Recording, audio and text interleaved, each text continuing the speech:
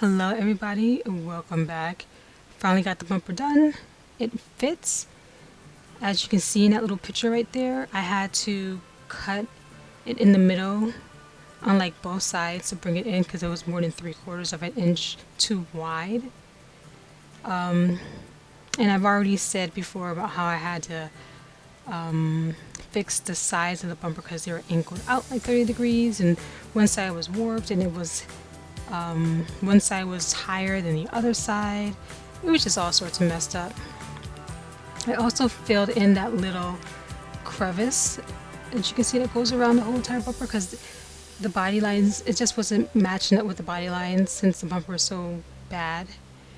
And by the way, just in case anyone's wondering in the comments, if I had put this on the 3000 GT rear end, it still wouldn't have fit. It was just that poorly made that there was no way it would have just bolted on.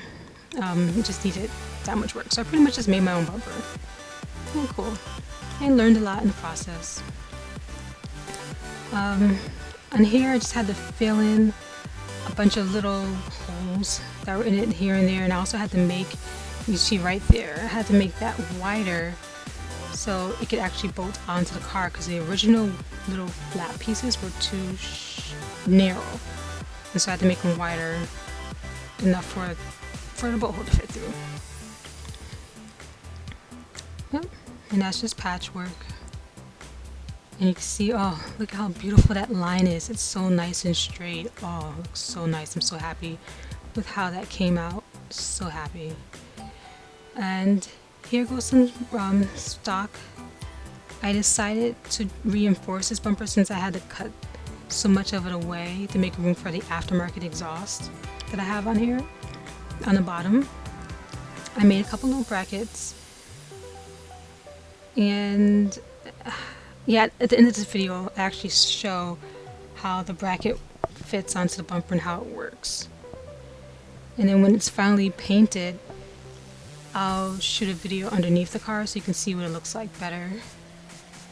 But right now it's just everything's like taped off on the car, so I couldn't really put it on there correctly. And I like to score my metal before I do it, just a little guideline right down the middle using the pure calipers, nothing fancy. I started out being super precise, making little holes like every, I don't know what I did, it was like every inch and 3/16 or something. And after I was like, you know what, F this, I'm just gonna put both holes equally spaced and call it a day because it's not that critical. No one's gonna see it. It's underneath the bumper, it doesn't really matter. So just drill some damn holes and call it a day. Sometimes I need to learn how to like not over-engineer everything. Here you go, just using cinder punch so that my drill bit will not walk when I go to drill the holes. And always make sure you clean off your drill press. And yes, I did use cut and fluid, you know. There you go. Yeah, there goes the step drill. I really, really love step drills because it deburrs as it makes a hole. It's like the best of both worlds, you know. Less work to do. What else? Yeah, this is one way of deburring and just getting rid of the sharp edges. I actually didn't use a file. I just used it for that one hole. I just put on a flap disc on my angle grinder and called it a day. And when I bent over that little bracket thing that's going to go over the exhaust on the back, I pretty much first bent it over my leg, and then I used a piece of metal, as you can see, like a guide, and then bent that by hand in the vise. See, that's pretty much how it's going to look. Really simple. And now I'm getting ready to weld it. And I ended up running out of shielding gas midway through doing this. Kind of sucked. So I had to switch over to my flux wire. Not that bad, just more work to do, more cleanup. You know, and I'm lazy. Don't call myself the productive procrastinator for nothing. There you go. So this is self-explanatory, well in the brackets. And I'm kind of tired of talking, so I'll just probably turn on some music and you can enjoy the video.